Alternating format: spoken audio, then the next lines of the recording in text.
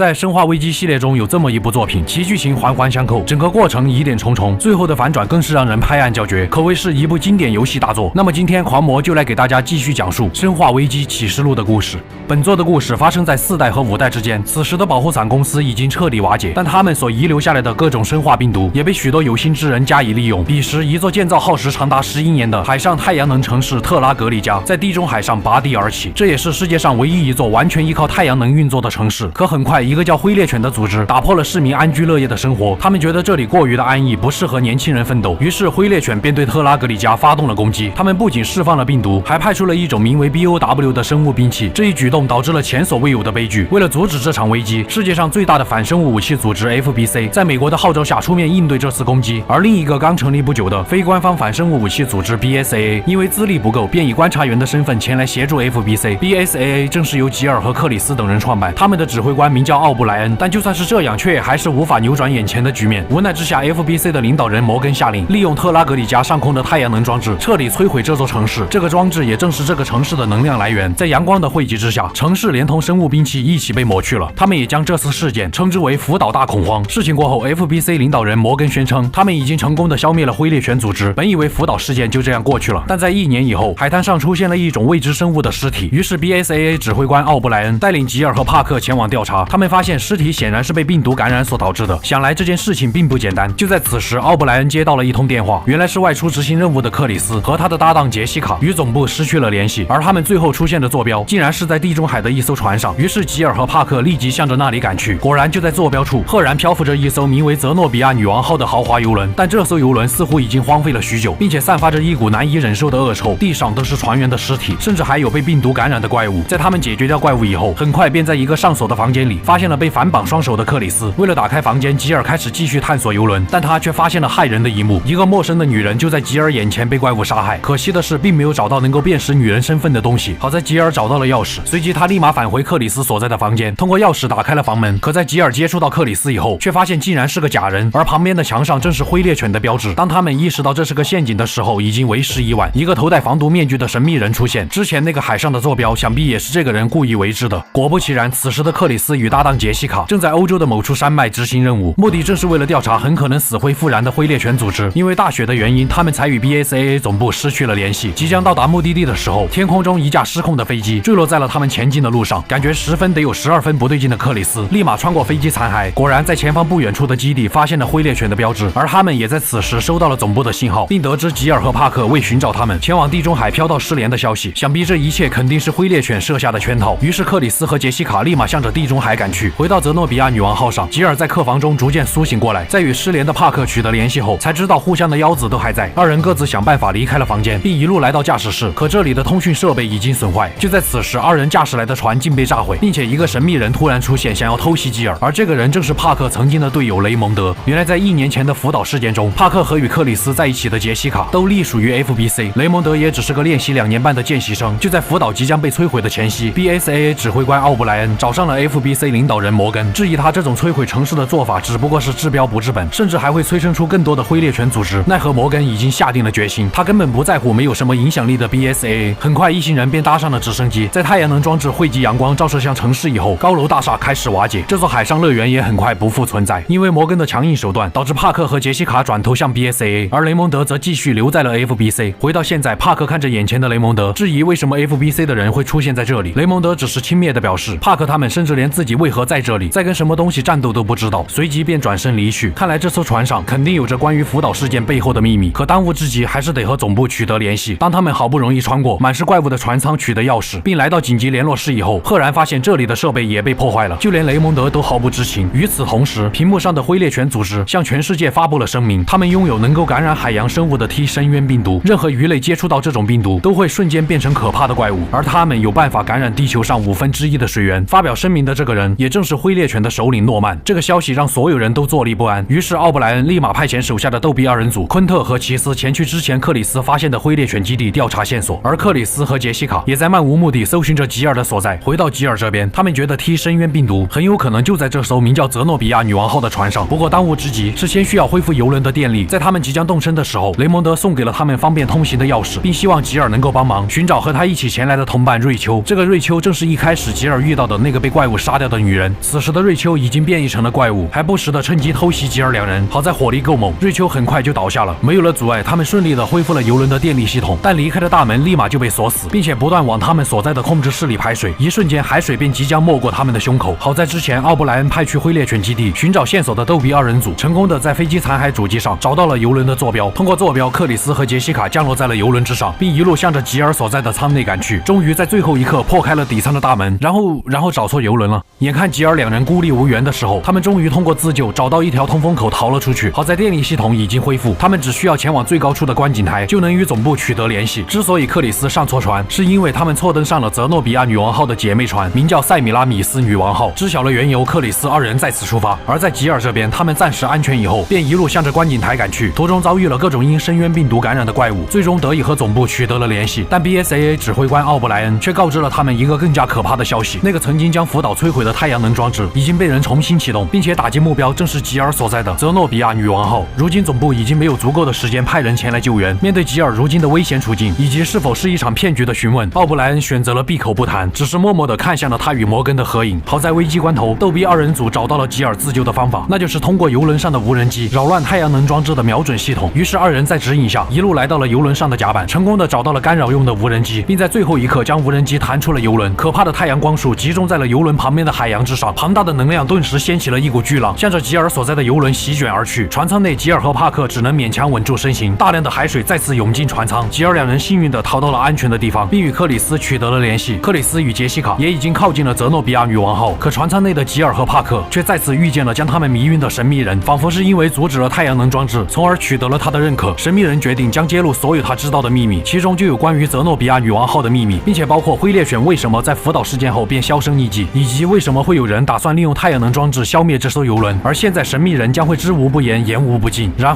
后他就被姗姗来迟的杰西卡打断了施法。跟在他后面赶来的克里斯更是激动，心想你倒是让他说完呀。见神秘人已死，帕克立马揭开了他的面具，没想到神秘人竟然正是那个练习2年半的雷蒙德。雷蒙德用尽最后一口气说出了3个字：导演不让说。